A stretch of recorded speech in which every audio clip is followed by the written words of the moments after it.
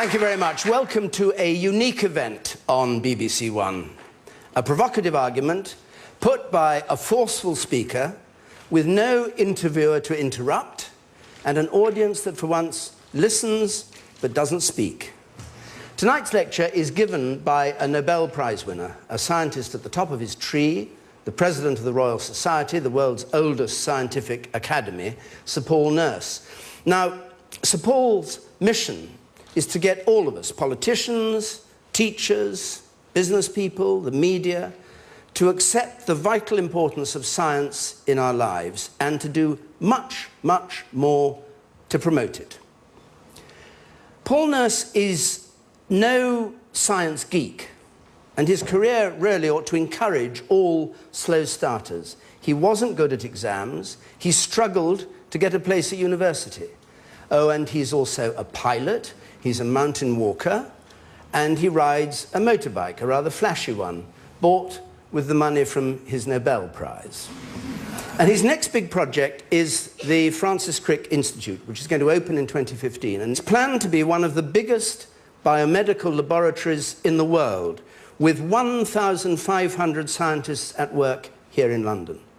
And as its director, he intends to make it, in his own words, a hothouse of scientific ideas. His Nobel Prize for Medicine was awarded for work on the division of cells, which has many implications, including, of course, for the treatment of cancer, the illness that killed my father when he was only 52. And his death led to the creation of the charity Dimbleby Cancer Care, which researches cancer and helps those who are suffering from it.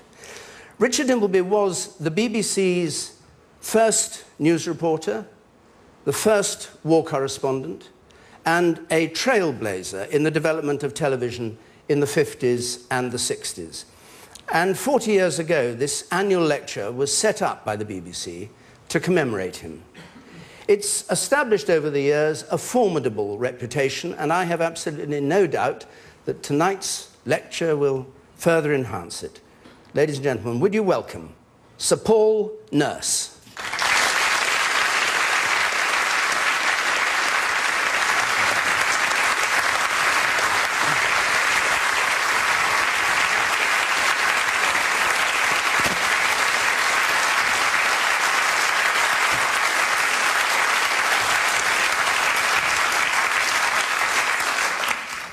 Thank you, David. The Dimbleby family, ladies and gentlemen, this evening I'm going to talk about my passion for science. I have very personal reasons for doing so. Recently, science saved my life. Let me explain. Just before Christmas, I was planning a trip to the Antarctic Research Station at Scott Base. I was to be there at the 100th anniversary of Captain Scott's expedition to the South Pole. I've wanted to visit the Antarctic for years, and before going, I went for a routine medical checkup. But the medical turned out to be far from routine. I was diagnosed with serious heart disease, and in January, I had a quadruple heart bypass. The South Pole had to wait. But thanks to the skill of my NHS doctors, I'm delighted to say some of them are in the audience tonight, and to the science which underpinned my treatment, I'm still alive and I'm able to be here tonight. I'm also passionate about science because I've been a researcher for over 40 years and want to share with you the wonder of science, what it's like to be a scientist, how it enhances our culture, our civilization. Science can improve our health and quality of life, help solve the world's biggest problems, and support sustainability. It influences nearly everything we do, from heating our homes, turning on the radio, using our phone, browsing the internet, the food we eat, the pill we take for our headache. And science is absolutely essential to drive our economy. Science matters to us all. Science not only enriches our minds, but can also provide a trusted guide to tackle global problems that face us right now, such as feeding the world, ensuring we have sufficient energy, keeping an aging population healthy. I also believe that science can play an even greater role in improving our economy, in protecting our jobs and incomes. I want to remind you of a time when science helped make Britain an economic powerhouse during the Enlightenment and Industrial Revolution, and to explore how we can make science work to better drive our economy today. But first, my own passion for science. It began when I was a 9-year-old boy. It was 1958, the beginning of the space age. I was looking up at the London night sky and saw amongst the stars one that was rapidly moving and was very bright. This was Sputnik 2, the second man-made satellite to orbit the Earth, and inside was a dog called Laika. I must admit I felt sorry for Laika because I had a dog of my own. Watching this artificial star moving and twinkling in the night sky made me think about the other stars. So I went to my local public library and discovered that stars were suns, but there were galaxies up there too, and some of the stars were planets. I pestered my parents for a small telescope, and I found I could see the crescent of Venus, the moons of Jupiter, the rings of Saturn, the craters of the moon. Go out early tomorrow evening and you will see Venus and Jupiter to the west and Saturn to the south. Use a telescope if you can. Seeing such marvels for yourself is much more immediate and personal than looking at images on the television. The natural world is fascinating and is even more so if you are prepared to observe, to experiment, to think, and to try and understand. That is what scientists do, and there is a little bit of the scientist in all of us, especially when we are children. I am passionate about doing science and completely agree with Sir Humphrey Davy, the 19th century chemist and inventor of the miner's safety lamp, when he said, "To me, there has never been a higher source of honour or distinction than that connected with the advances in science." That is why I still run a lab. It's what keeps me sane. Although I'm not sure my lab colleagues, some of whom are also here tonight, would quite agree on the last point. So what is special about science that means we should trust it? What makes it so good at generating reliable knowledge about the natural world? Now, scientists work in a variety of ways that are not unique to science. For example, they need the historian's eye for detail, the mathematician's feel for logic, the philosopher's desire to keep asking questions, and some would say the patience of a saint. When the various ways scientists work are combined together, they produce a process that's a very powerful way of creating knowledge. The bedrock from which all science flows is reproducible observation and experiment. This means that ultimately what is observed, the data, trumps all, even the most beautiful idea. Scientists need to take account of all observations and experiments and not just cherry-pick data that happen to support their own ideas and theories. Scientific issues are settled by the overall strength of evidence. Often a particular idea drives what observations a scientist makes, but sometimes scientists make observations without a precise idea or hypothesis in mind. More whimsically, I call this following where nature leads you. An example of this from my own research back in the 1970s was when I was investigating what controls the division of cells, a problem of great importance for the growth and reproduction of all life and for understanding cancer. I was searching for genes needed for cell division by looking for yeast mutants which could not divide. Such mutant cells get bigger and bigger and can be easily spotted under the microscope. I've been searching for these large-sized cells for months when I spotted something quite different. A clump of cells doing the opposite, dividing at a small size. I was not looking for such cells, it was just that nature presented them to me. But as soon as I saw them, I realised they meant something important. I dragged everyone in the lab, and a few passers-by as well, to take a look. I was very excited, and I'm sure some people thought I'd gone a little mad. This clump of cells had a mutated gene in them which made the cells divide faster than normal, so they did not have enough time to grow to their proper size. I discovered these small cells in Edinburgh, so I called the new gene the wee gene. It works like the accelerator in a car. An accelerator determines how fast the car goes, and wee genes determine how fast a cell divides. That accidental and simple observation set the direction for my future work. Eventually, this led to the discovery that wee genes also control cell division in all of us, establishing that there is a universal mechanism controlling cell division in nearly all life. It formed the basis for my Nobel Prize and emphasizes the role serendipity can play in scientific discovery. But observations alone are not enough. It is the ability to prove that something is not true which is at the center of science.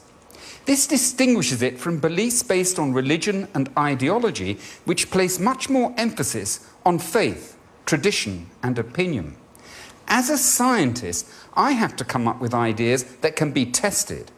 Then I think of experiments to test the idea further. If the result of the experiment does not support the idea, then I reject it or modify it and test it again. A great recent example of the importance of testing is the experiment at CERN, which suggested that subatomic particles, neutrinos, were travelling faster than the speed of light. If this turned out to be true, then Einstein's theory of special relativity would need to be revised.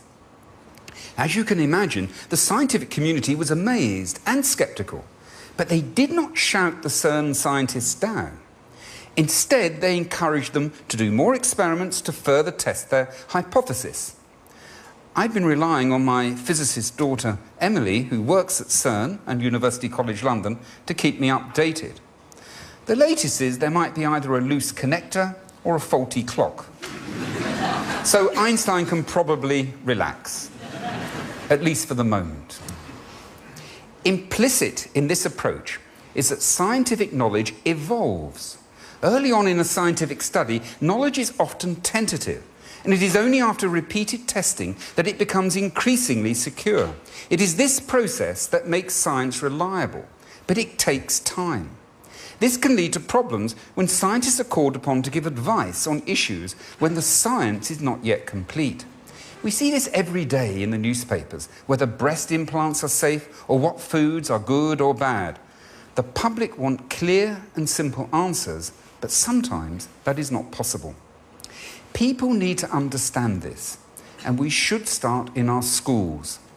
Science is taught based on the great ideas that have successfully undergone much testing, such as those of Newton, Darwin, and Einstein. And so we tend to think all science is equally secure, as if written in stone. But that may not be the case, particularly at an early stage in research when knowledge is more tentative. This view of science should receive greater emphasis at school because the public would be better able to appreciate how science impacts on society. It's impossible to achieve complete certainty on many complex scientific problems, yet sometimes we still need to take action. The sensible course is to turn to the expert scientists for their consensus view. When doctors found I had blockages in the arteries around my heart, I asked them for their expert view as to what I should do. They recommended a bypass. I took their consensus advice, and here I am. That is how science works. It provides a strong corrective force in the development of scientific knowledge. Look at the debate about climate change. The majority of expert climate scientists have reached the consensus view that human activity has resulted in global warming, although there is debate about how much the temperature will rise in the future. Others argue that warming is not taking place at all, or that it will happen in a catastrophic way. But they have failed to persuade the majority of climate experts who have judged the scientific arguments made to support those more extreme views as being too weak to be convincing.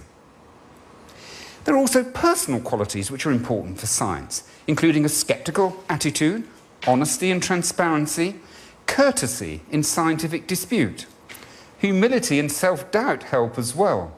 As the 17th century philosopher of science Francis Bacon said, "If a man will begin with certainties, he shall end in doubts, but if he will be content to begin with doubts, he shall end in certainties." Put all this together and you have a process which can offer extraordinary insights into the natural world. These range from the profound to the quirky. I really liked a recent amusing example which reconstructed the song of a cricket that lived 165 million years ago. But the work of science can also require courage, as it sometimes strikes at the heart of accepted thinking. Challenging established opinion is part of science and can bring about revolutionary changes which can be very unsettling. Displacing the Earth from the centre of the universe, first to an orbit round the Sun, and then to the arm of a galaxy within an infinity of galaxies, has had a profound effect on the position of humankind.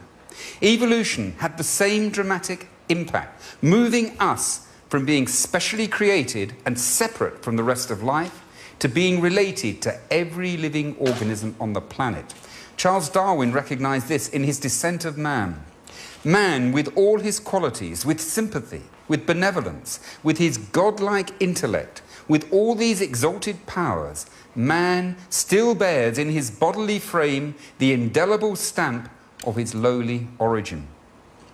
These ideas about the earth and humankind were once unthinkable and heretical, but are now fully accepted by all those who respect knowledge and the power of reason.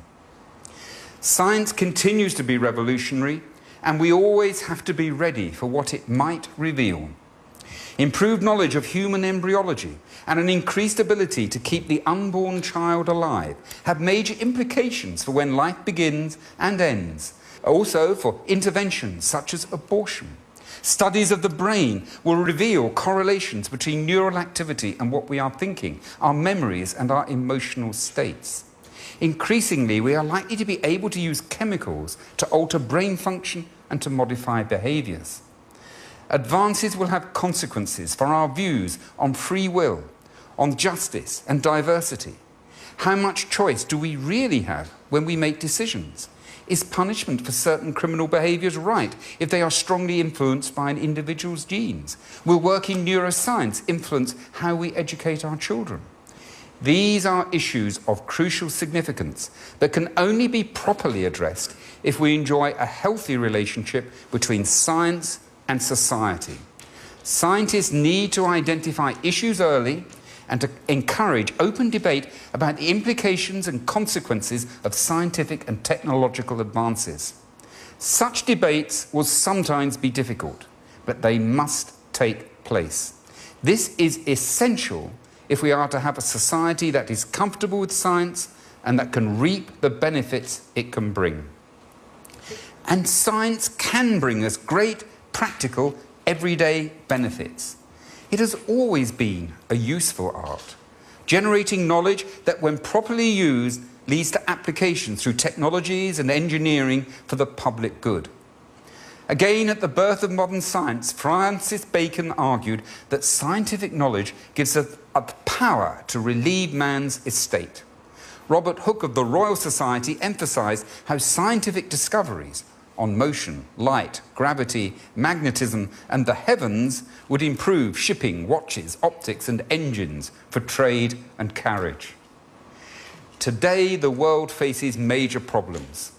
Some uppermost in my mind are food security, climate change, global health and making economies sustainable, all of which need science. It is critical for our democracy to have mature discussions about these issues. But these debates are sometimes threatened by a misinformed sense of balance and inappropriate headlines in the media which give credence to views not supported by the science, and also by those who distort the science with ideology, politics and religion. From the very beginning of science, there have always been such threats. When Galileo argued that the Earth orbited the Sun, the Inquisition did not argue back with science. They simply showed him the instruments of torture. It is very important that we keep such influences separate from scientific debate. The time for politics is after the science, not before. Let's look at food security. Ensuring that the world is properly fed. This has already been greatly helped by science. The Green Revolution increased agricultural production in the 1960s through higher yielding cereals, better irrigation and the use of artificial fertilizers and pesticides, developments led by the scientist Norman Borlaug. The Green Revolution is often credited with saving the lives of over 1 billion people worldwide from starvation. However, some environmentalists did not support these initiatives, leading Borlaug to respond. Some of the environmental lobbyists of the Western nations are the salt of the earth, but many of them are elitist. They've never experienced the physical sensation of hunger. They do their lobbying from comfortable office suites in Washington or Brussels. If they lived just 1 month amid the misery of the developing world, as I have for 50 years, they'd be crying out for tractors and fertilizer and irrigation canals and be outraged that fashionable elitists back home were trying to deny them these things. Science is once again required to improve yields, to make agriculture more sustainable, and to extend the range of crops that can thrive in more marginal lands. This can be helped through improving the growth of crops, assisting plant breeding, and by the genetic modification of plants, which will generate crops of high productivity and reduce pesticide use, better protecting the environment and biodiversity. It is time to reopen the debate about GM crops in the UK, but this time based on scientific facts and analysis. We need to consider what the science has to say about risks and benefits, uncoloured by commercial interests and ideological opinion. It is not acceptable if we deny the world's poorest access to ways that could help their food security if that denial is based on fashion and ill-informed opinion rather than good science. Another great challenge for the world is climate change. Discussions in this area impinge on politics, commercial interests and strongly held opinions. And these influences have distorted the scientific debate. Solutions needed to counter global warming are likely to require more concerted world action, regulating the activities of the individual, of industry and of the nation state. And such restrictions are an anathema to some with particular political and economic viewpoints. Equally, those of an opposite viewpoint may exaggerate the extent of future global warming because of their affinities towards greater regulation and world government. This leads some polemicists to confuse the debate by mixing up the science with politics. The answer here is to focus on transparency and good science. There is no room for preconceived ideas. First we need the science, then the politics. Science will also be required to develop new ways of producing energy that are environmentally less damaging. Renewables like wind, wave, tidal and solar energy should be evaluated, putting vested interests aside to determine what is effective. The same applies to nuclear power, where science is needed to properly assess the risks and benefits. It is not sensible to respond in a knee-jerk way without evaluation of data concerning real environmental damage and health risks as against perceived damage and risks. Improved scientific knowledge has brought remarkable improvements also in life expectancy. 100 years ago, average life expectancy in the UK was about 50 years, and now it is around 80 years. Science will continue to be needed to improve the world's health in the future. Human genetics will identify genes which predispose us to different diseases, allowing us to understand how genes influence disease and how they interact with lifestyle and diet, promoting new ways to treat and prevent illness. There is great promise for stem cells, which can generate a range of tissues in the body, potentially repairing muscle and nerve tissue damage, countering the effects of degenerative disease and of old age. But here too there are threats. When I worked in the United States, I received regular hate mail from those who objected to stem cell research based on their religious beliefs. There are also those who challenge good science with minority opinions based on weak science.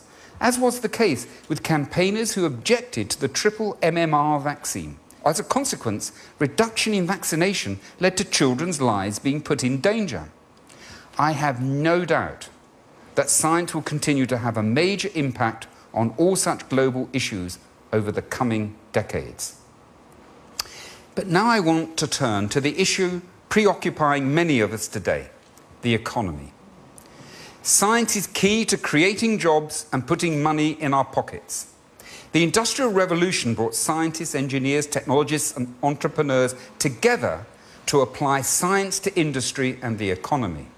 The result was the steam engine providing power, chemistry and geology improving ceramics and the use of natural resources, mechanics and engineering constructing machines for transport and manufacture. This era is symbolised by the Lunar Society, a group including James Watt, Erasmus Darwin, Matthew Boulton and Josiah Wedgwood, who discuss science and how science leads to new technologies and inventions supporting the economy. They met together in the Midlands once a month under the full moon to illuminate them during their ride home after dinner, and perhaps after some wine too. Where would our economy be without electricity and electromagnetism, electronics, synthetic chemistry, atomic physics, biochemistry and molecular biology?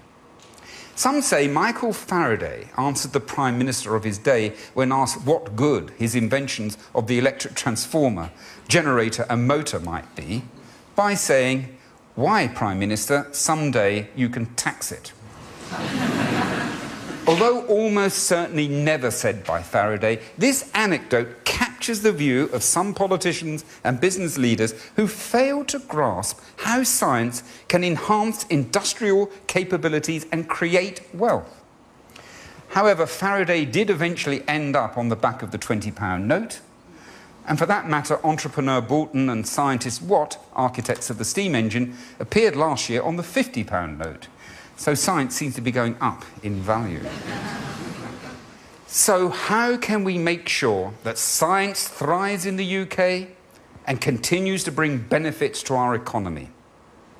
I strongly argue that the first requirement is to have a high-quality science base. We are very good at science here and have been for centuries. Britain played a major role in founding modern science and its applications for the public good through the efforts of the Royal Society, beginning in the 17th century, and the Industrial Revolution in the 18th and 19th centuries. Today, the UK is second only to the USA in contributions to the world's science, and it's probably first in terms of cost efficiency. This is an amazing achievement for our country. There is also an increasing respect for technology and engineering in the UK, as seen with the recent founding of the £1 million Queen Elizabeth Prize for Engineering, sponsored by the government and the Royal Academy of Engineering. We do not need to create world-class science in our country, we already have it. Our task is to maintain, cherish and encourage our scientific endeavour and to promote its use for the public good. This is an issue that can no longer be ignored. Science is one of Britain's greatest resources. In the future, we will not be able to compete on the world stage with low labour costs or by exploiting vast reserves of mineral resources. We will have to compete with our brains and with our science. Many features important for good science are well embedded in the UK. We have a tradition of respect for empiricism, emphasising reliable observation and experiment. Most importantly, science in the UK is carried out in a culture of openness and freedom. This should never be underestimated. The scientific endeavour is at its most successful when there is freedom of thought. Scientists need to be able to freely express doubts, to be sceptical about established orthodoxy, and must not be too strongly directed from the top, which stifles creativity. These features are characteristic of British science, but this is not the case throughout the world, even among some countries heavily investing in science. In more closed societies, it may be possible to pursue a directed programme when the underpinning science is already clear, like building a new nuclear weapon, for example, but making scientific discoveries and using science in innovative ways is very difficult if the society is not free. During the Cold War, Russia was able to build a nuclear bomb and send the first man into space, two achievements based on previously known physics. But work on genetics and crop improvement were completely destroyed because, for ideological reasons, Stalin backed the charlatan Lysenko, who rejected Mendelian genetics widely accepted everywhere else in the world. Similarly, in Nazi Germany, Hitler rejected the work of Einstein because it was Jewish physics. In the UK, we have the freedom to do science, and we need to keep it that way. We have to keep our spirit of adventure, to take risks and be prepared sometimes to fail, as research at the cutting edge is not always successful. This is a lesson that UK industry might learn from scientists. When I ran Rockefeller University in New York, I saw how American entrepreneurs were prepared to be bold, to take risks, to bring science to the marketplace. We need more of that here in the UK. For science to flourish, a broad portfolio of research investment is required. There is a continuum of research, ranging from discovery science through research aimed at translating knowledge for application onto subsequent innovation, ultimately leading to the development of new technologies. The temptation to invest too heavily in a particular part of this spectrum should be resisted. Sometimes it is argued that we should concentrate only on translation and innovation and not discovery. But that is a mistake. As Sir George Porter, Nobel laureate and a previous president of the Royal Society, said, to feed applied science by starving basic science is like economizing on the foundations of a building, so it may be built higher. It's only a matter of time before the whole edifice crumbles. Research often needs a longer timescale than is usual with the more short-term priorities of private business, or for that matter, of politicians elected on a 5-year cycle. This causes problem with longer-term projects, such as translating scientific advances into useful applications. We have a real opportunity in the UK of improving the translation of biomedical science into better treatments through an innovative partnership between researchers, the NHS and industry, promoted by the Academy of Medical Sciences. The UK has a great advantage with a very strong life sciences research base, a unified health service, and an active pharmaceutical industry. If all three work together, we can carry out research which will not only bring better health services, but also help our economy. Because the NHS belongs to the people, it is my view that NHS patients will be open to participating in research which will bring better health services to the nation and also help our economy. This certainly applies to me. The NHS helped me, and I feel responsibility to assisting clinical trials, allowing what could be learned from me to improve treatment of future generations. It is time to turn the NHS into a healthcare producer as well as a healthcare provider. Bridging the often short-term pressures from commerce and politicians with the longer times required to develop discovery research into effective applications is crucial. Greater collaboration between publicly funded research and private companies can help move science to application. Great scientific research requires talent. The most accomplished scientists in the world need to be trained here and attracted here. The UK is known to be excellent in research, and scientists of the highest quality from around the world want to come and work here, which can only be to the country's good. The necessity to attract highly trained scientists from abroad has to be reflected in the UK's immigration policy. The government needs to show leadership in this area by publicly emphasising that scientists are as welcome as entrepreneurs, ministers of religion and sports stars to come and work here. The Immigration Minister, Damien Green, has argued that he wants to encourage the brightest and best migrants to come and work here. But this must not be merely rhetoric. He has to make sure that the best scientists from around the world know that they are welcome here in the UK. Science education also needs attention. People need an education that allows them to fully participate in a democracy that will increasingly require engagement with scientific matters. Teaching should be of a quality such that those pupils with the talent and inclination to become scientists are inspired to do so. This will be difficult if we continue as now, with nearly all primary school teachers, over a quarter of chemistry teachers and nearly a third of physics teachers having no specialist qualifications in science. There should be greater attention on practical science in schools, including natural history, reinforcing the fact that science is built on observation and experiment. Pupils must be inspired by the wonder of science and need to understand why science generates reliable knowledge. At the very least, everyone leaving school should know the difference between astronomy and astrology. I was inspired at school by my biology teacher, Keith Neal. His focus on practical science and on communicating the wonder of science was critical to me becoming a scientist. We need more Keith Neals in our schools.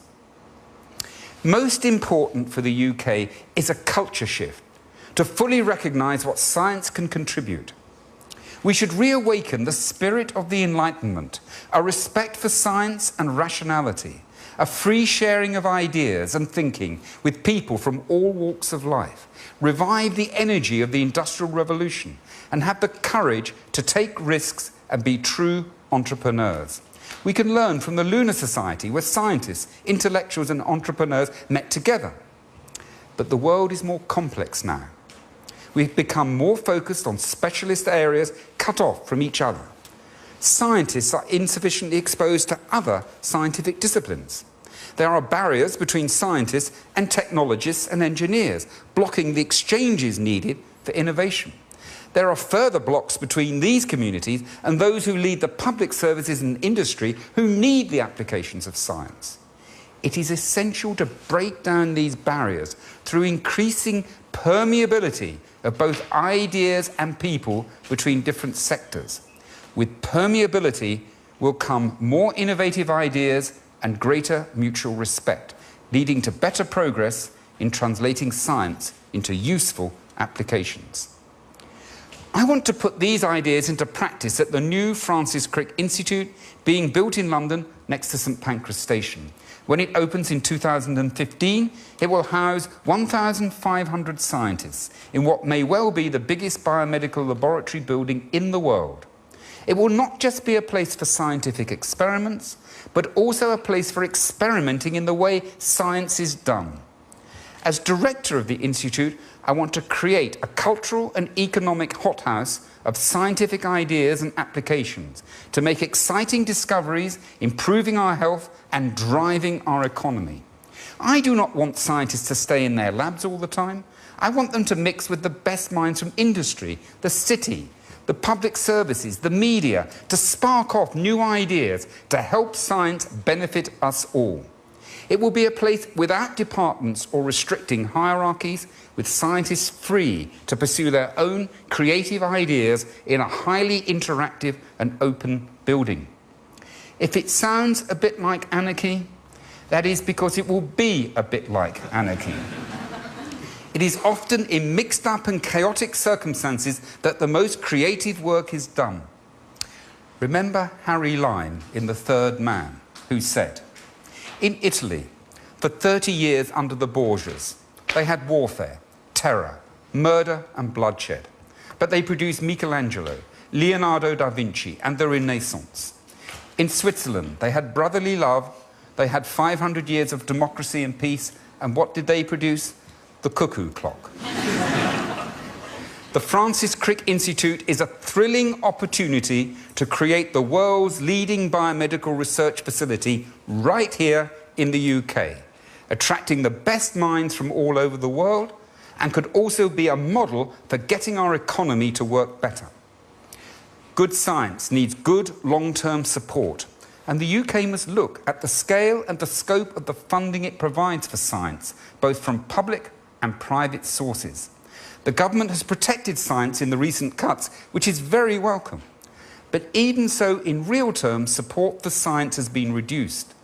The government needs greater courage to properly support its stated aspiration of harnessing science and engineering to rebalance the economy towards innovation-based sustainable growth.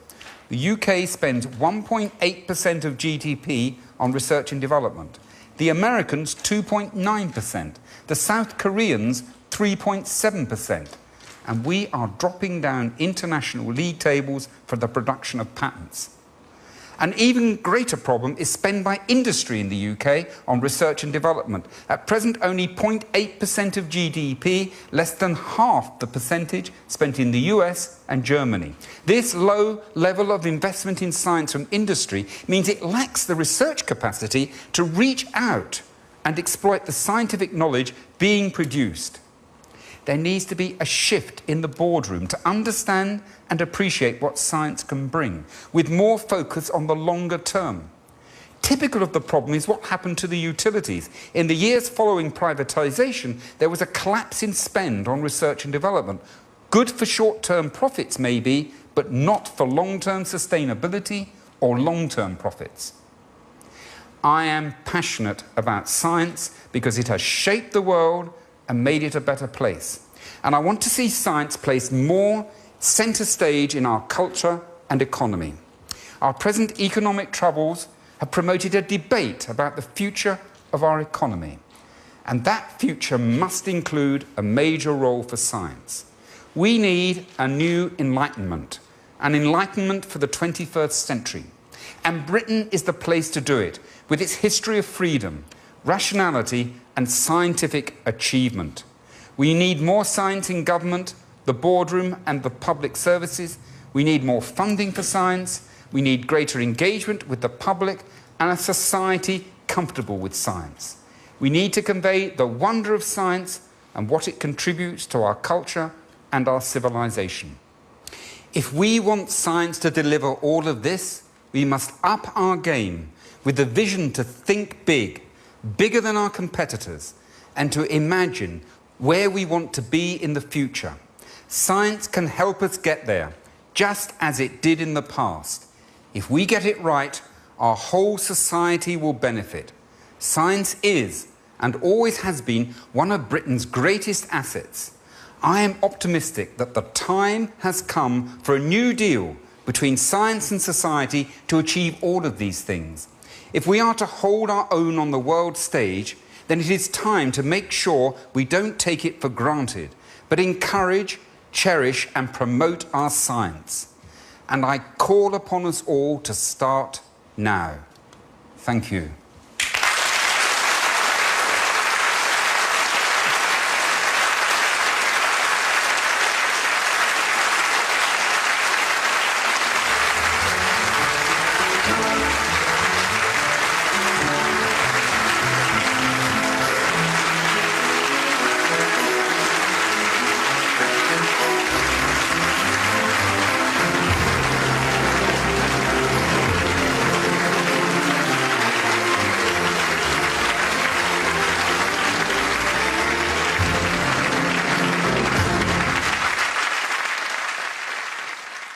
Dimbleby family, ladies and gentlemen, this evening I'm going to talk about my passion for science.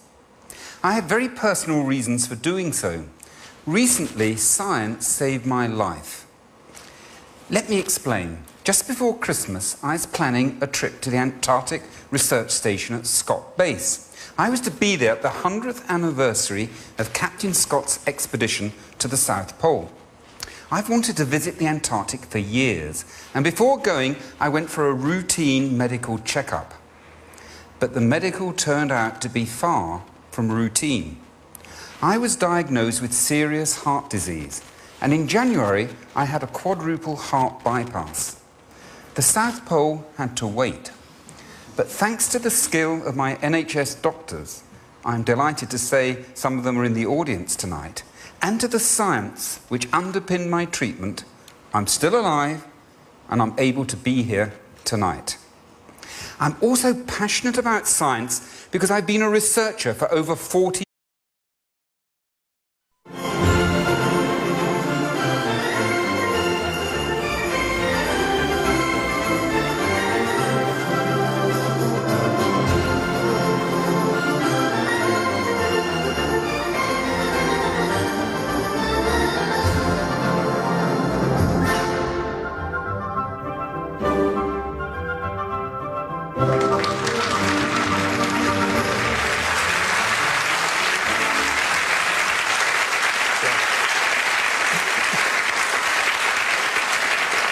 Thank you very much. Welcome to a unique event on BBC One.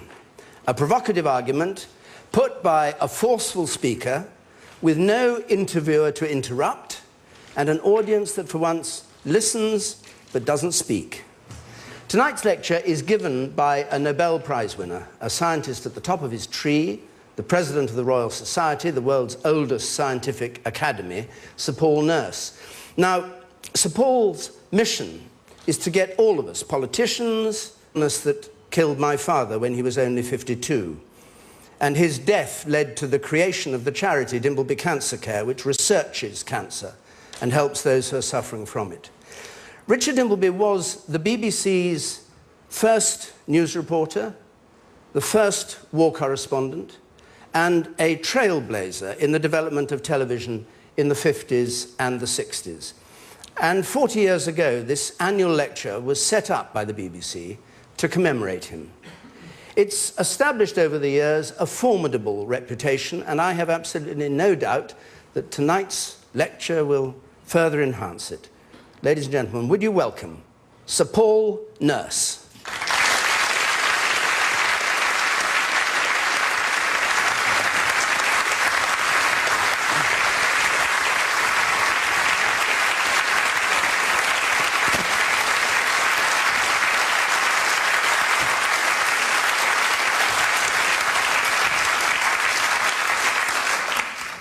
Thank you, David.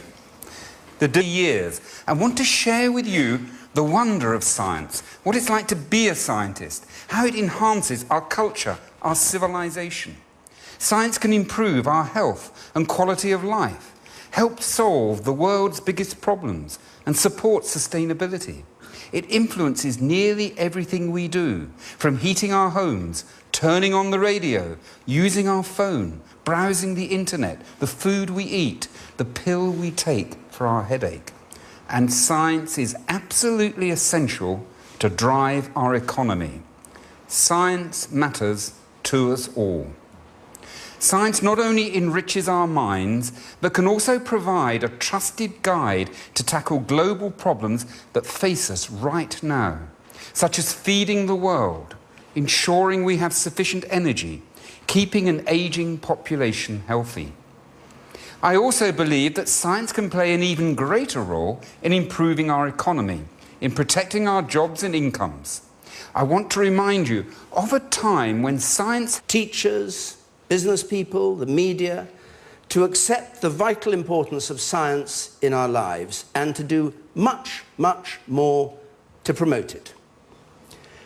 Paul Nurse is no science geek, and his career really ought to encourage all slow starters. He wasn't good at exams. He struggled to get a place at university. Oh, and he's also a pilot. He's a mountain walker. And he rides a motorbike, a rather flashy one, bought with the money from his Nobel Prize. And his next big project is the Francis Crick Institute, which is going to open in 2015. And it's planned to be one of the biggest biomedical laboratories in the world, with 1,500 scientists at work here in London. And as its director, he intends to make it, in his own words, a hothouse of scientific ideas. His Nobel Prize for Medicine was awarded for work on the division of cells, which has many implications, including, of course, for the treatment of cancer,